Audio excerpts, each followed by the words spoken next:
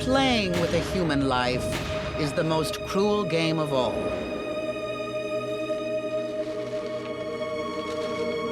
Life is always a gamble, especially for newcomers to a country. And wealth doesn't always protect you.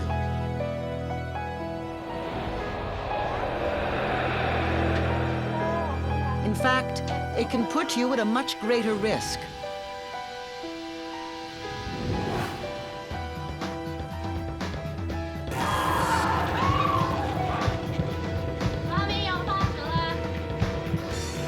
Because no matter where you go, the old country is never far behind.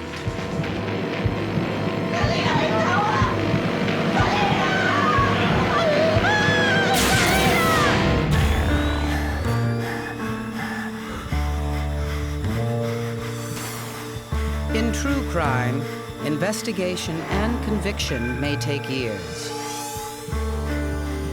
But every detective knows that the crucial clue is always there, somewhere in the first 72 hours.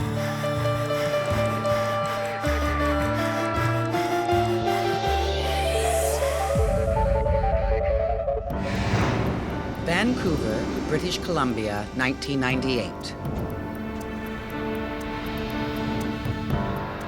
Detective Gordon Black is quickly setting up a special operations team to investigate the brutal kidnapping of Selena Fong, a young Asian woman, 18 years old.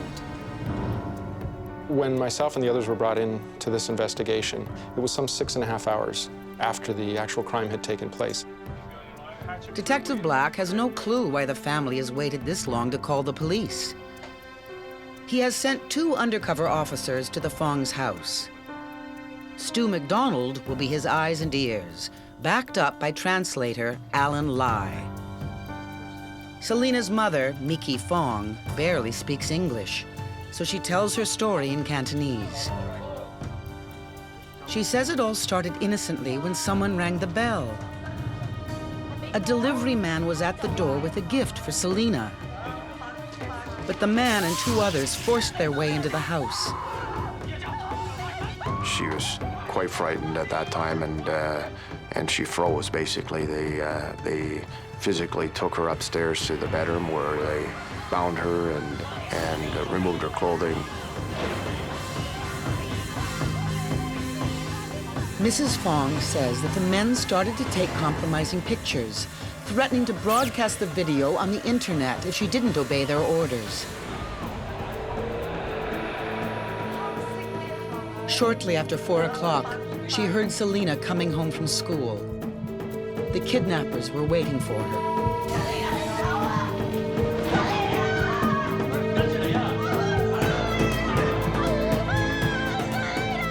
She was wrestled to the ground, her eyes were covered, she was threatened, she was struck, she was placed in just a position of abject terror. Both the mother and the daughter were trying to calm each other while these men were trying to subdue the victim. The kidnappers made their demands clear. They wanted $500,000 in ransom. And no contact with police, otherwise Selena would be killed. Throughout her ordeal, Mrs. Fong was struck by one fact. These individuals spoke perfect Cantonese dialect. Her thoughts were immediately cast to the fact that these people were from her native country of Hong Kong, which heightened her level of fear. In Hong Kong and China, kidnapping for ransom has been a common crime for centuries. The kidnappers are often professionals. Abductions are seldom reported. Mrs. Fong says that when she managed to free herself, she immediately phoned her husband, who was in Hong Kong on business. She told him of the kidnappers' demands. Her husband was at a loss. In Hong Kong, he would know how to proceed. The rules of the game are simple. Kidnap, contact, pay. But in Canada, the rules may be different. So he told her to call Vancouver police while he caught the next flight home. Alan Lai was born in China. he knows that getting the Fongs to trust the police will not be easy. Gaining her confidence was the most important thing for us as the police to do. We needed to reassure her that everything that was discussed was going to be dealt with in confidentiality, and the fact that we will do everything we can to help save her daughter. While police wait for the kidnappers to establish contact, Detective Black and his tactical team make their first move. Set up undercover surveillance of the Fong house. He also starts to follow his only lead in the case, the victim and her family. Why would this particular family be selected in what is a normally very peaceful community, a community that's devoid of violence or threats like this? So we expanded our inquiries to cover Hong Kong, the father, his business dealings. Detective Black learns that David Fong is a very successful businessman. As is often the case in Hong Kong, he sometimes conducts business over the gambling table. His business ventures give him the ability to acquire substantial amounts of cash very quickly. The kidnappers have done their homework.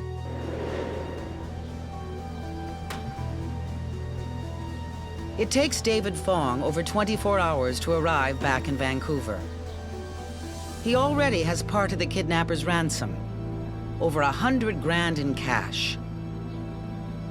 He will be the one dealing directly with the kidnappers when they make contact.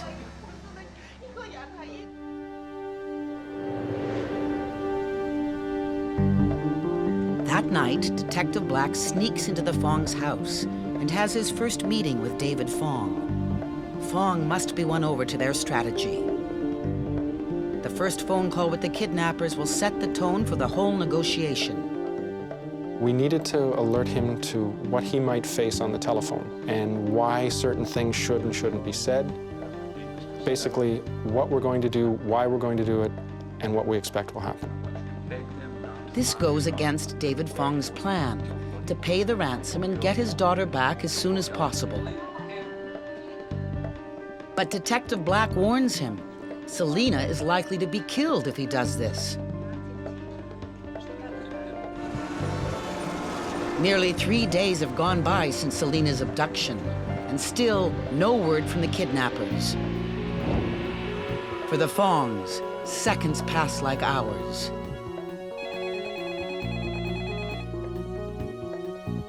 First phone call came in, and the father picked up the phone. He was quite upset, very distraught. Only thing he was worried about was the safe recovery of his daughter. They patch Black's headquarters into the Fong's house. The call came from a male, and it was evident right away that the voice was disguised through some electronic mechanism.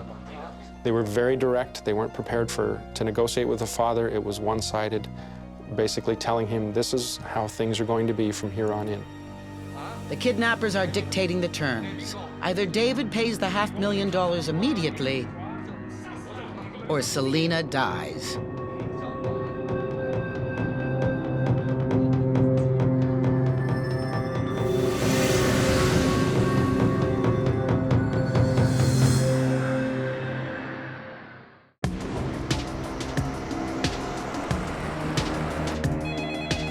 Minutes after the first phone call, Selena Fong's kidnappers call again. Detective Black has carefully coached David Fong on what to say. I'd asked him at one point to be hysterical. I needed real tears from him. I needed a man sobbing at the potential harm to his daughter. And I needed him to give virtually an Academy Award performance. He pleads for his daughter's life, begs to talk to her. The kidnappers have no idea that his tears are only to convince them he will play by their rules. But the kidnappers ignore David's plea. They don't let him talk to Selena.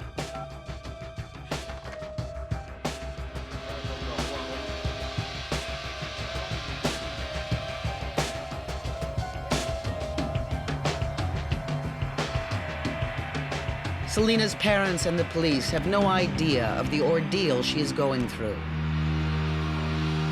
But they are well aware of what kidnappers do to young women.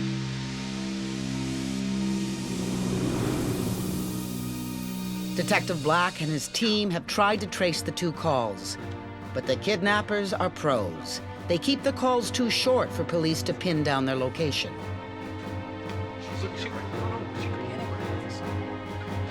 In addition to monitoring the calls, surveillance maintains a web of undercover officers surrounding the Fong's house.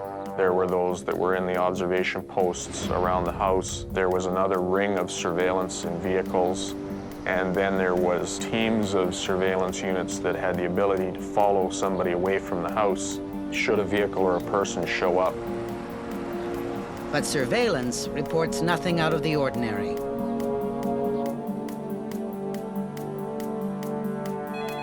Later that day, a third call comes in.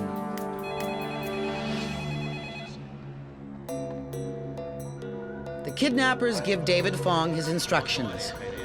Be ready to pay the ransom anytime in the next 48 hours. They were very assertive that he leave his home on short notice, that he take large sums of money to a specific location, drop it off and leave, and his daughter would be sent home at a later date. With each call and each passing hour, David is more and more tempted to revert to his way of solving the crisis. He's raised additional cash. He now has the $500,000 and is ready to trade for his daughter. Detective Black needs to keep him on track. That means stall the ransom payment and keep negotiating until he can take control of the situation. You can sum it up as a big waiting game. What is going to be their next move? And have we possibly thought of every scenario we can in order to be prepared to respond?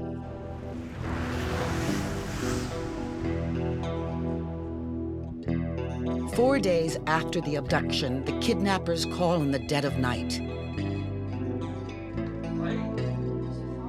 They want to set up the ransom drop-off for the next day.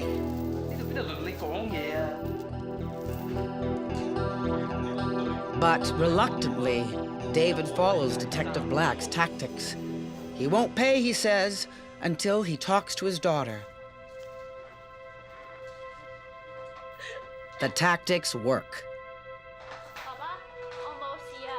And she stated she was okay, they were treating her okay, just to pay the money and don't call the police. And it seemed like a very scripted conversation. David tells her to be strong, to hold on.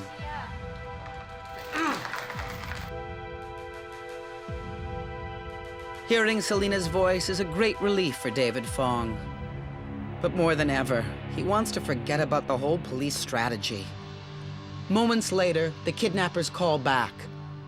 Now that they've given David Fong proof Selena is alive, they want the money.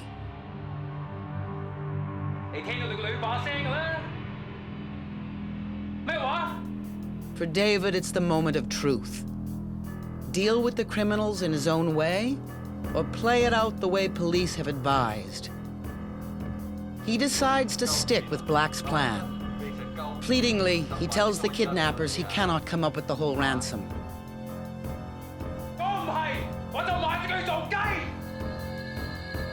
The kidnappers' rage gives David Fong a moment of complete despair. What if this charade means death for his daughter? The demands that we put on the father throughout the negotiation process were really something that no human being would like to face. An hour, then two.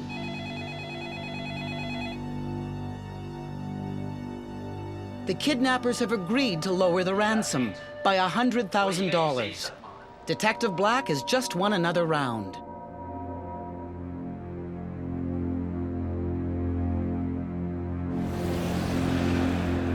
But that same night, unbeknownst to police, the kidnappers are calling a vote. Once they collect the ransom, does Selena live or die? It doesn't take them long to agree. Death to Selena.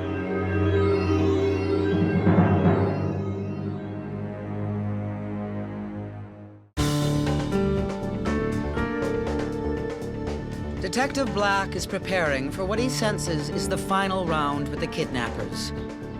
But for this crucial showdown, he needs to coach David Fong face to face.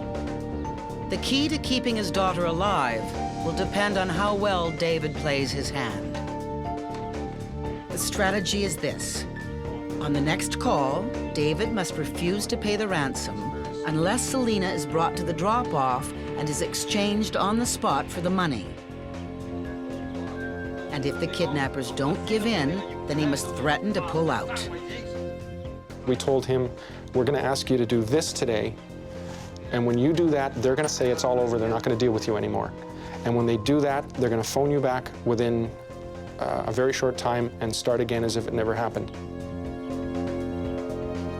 When the next phone call comes in, a surveillance team spots a blue car, driven by an Asian man talking on a cell phone. They put a surveillance detail on him. Later that day, police watched the blue car pull up to a green car parked on a street.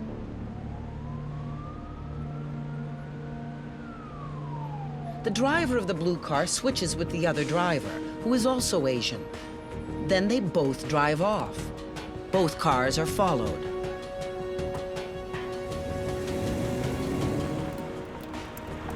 Les Flewelling, who's in charge of surveillance, keeps on the trail of the first man they spotted. The man drives straight to a deserted parking lot. He makes one quick stop and takes off. When it appeared to be safe enough to have an officer go over and look in the dumpster, one of the officers made his way over, pulled the package out that this guy had dumped in, took a look inside, and a number of the victim's clothing items were inside this bag. Police now have proof that they have tracked down 2 of the 3 kidnappers, and they are hot on the trail of one of them.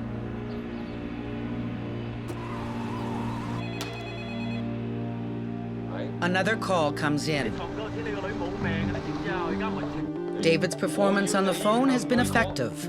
The kidnappers agree to bring Selena to the drop-off point. Rendezvous is set within the hour.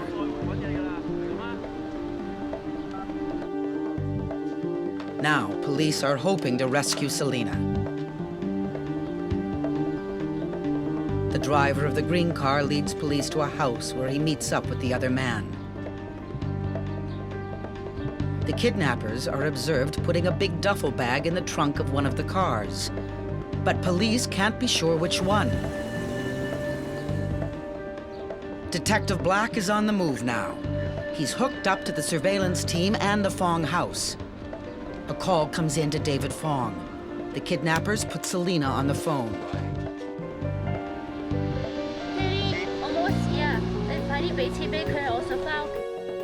She appeared to be weak, weaker in voice, weaker in character. It was quite apparent that she was not being treated well and that she was losing her will. Police realize that Selena is in one of the cars they are trailing. The question is, which one? Based on cell phone triangulation, they target the blue car. We instructed that the takedown of the first vehicle happen. The Fongs listen live to the takedown via a radio hookup. All 3 radio channels broke out in chaos. Most of the officers converged on the one car that they believed the victim was in.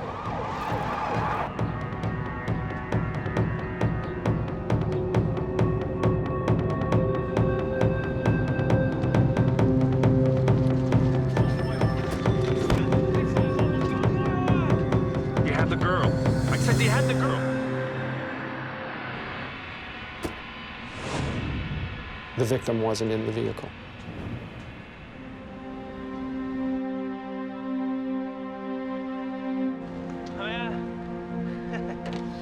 Detective Black wonders, has he just signed Selena's death warrant by revealing the police involvement? Let's go. But Detective Flewelling is still following the second car.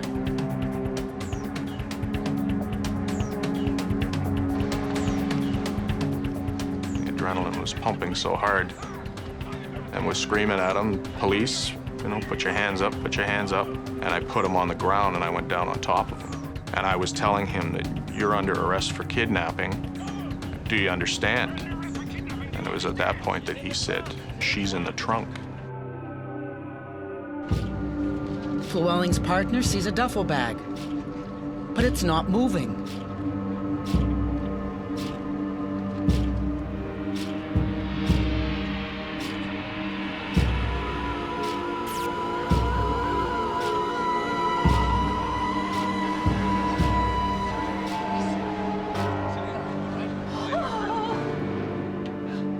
She looked weak, and you could tell that she'd been through an ordeal. She looked very scared.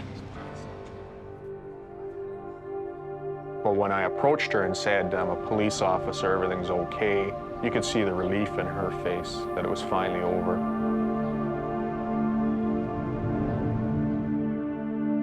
We ran the gamut of frustration, anger, tears, and ultimate joy that we as a group were able to rescue this young woman. And there isn't any one of us that will forget our involvement in this investigation for as long as we live. But one shadow remains for the police. This was too well orchestrated, too well planned, too well carried out. We believe that somewhere out there is a level higher than these people, perhaps dealing with organized crime, perhaps connected to gang activity. Police charge Gary Chong and Chi Wai Chan with kidnapping. Each is sentenced to 14 years in prison. They never revealed the identity of the third man. The leader of their triad is still out there.